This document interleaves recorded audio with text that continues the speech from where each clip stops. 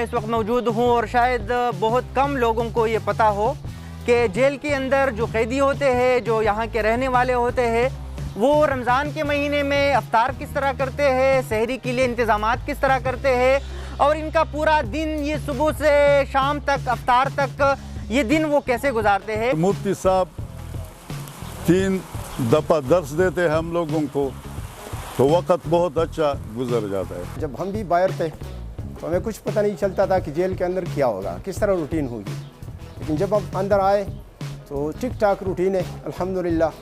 ہم آپ کو دکھائیں گے کہ ان کی مصروفیات اندر کیا ہے۔ یہ جیل کا لنگر خانہ ہے جہاں پہ یہ ساری تیاری جو ہے، جتنی بھی کوکنگ ہے یا کھانے پکانے کی تیاری ہے، شربت کی تیاری ہے، سب کچھ اسی جگہ پہ وہ کرتے ہیں۔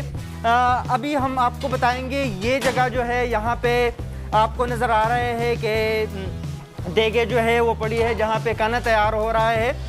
یہاں پہ جو شیفس ہے، یہ جتنی بھی شیفس یہاں پہ کام کر رہے ہیں، یہ اسی جیل میں رہنے والے لوگ ہیں اور یہاں پہ یہ ذمہ داری جو ہے یہ کرتے ہیں۔ یہ کھانا بھی پکاتے ہیں اور سب کچھ جتنے بھی انتظامات ہے کھانے کی وہ یہ لوگ ہی کرتے ہیں۔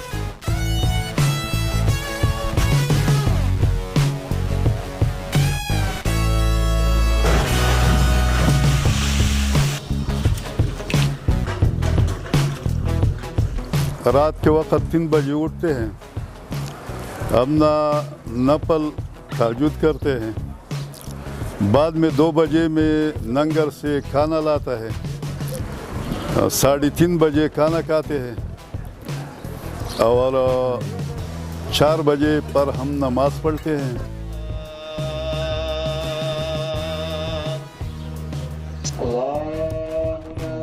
الحمدللہ ہم نے جیل سے مدرسہ بنایا ہے، پھر ہم 8 بجے آتے ہیں مسجد میں، تدریس ہوتا ہے جس طرح بار مدارس میں، بڑے بڑے مدارس میں جس طرح دورے تفسیر ہوتے ہیں اور اس میں آس پاس دور دراز سے لوگ آتے ہیں سبق پڑھتے ہیں، اس طرح ہم دورے تفسیر کرتے ہیں۔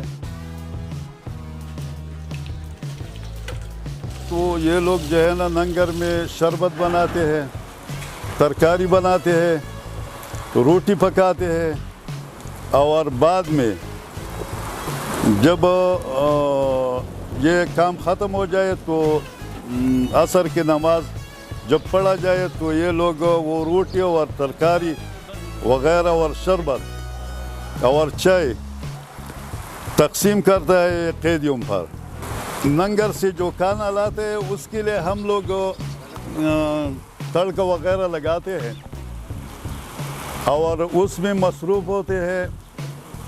پھر جب عشاء کا ٹائم ہوتا ہے اندر بیرکوں میں باجماعت نماز پڑھتے ہیں، سارے قیدی جتنے بھی ہیں الحمدللہ اکثر قیدی باجماعت نماز پڑھتے ہیں۔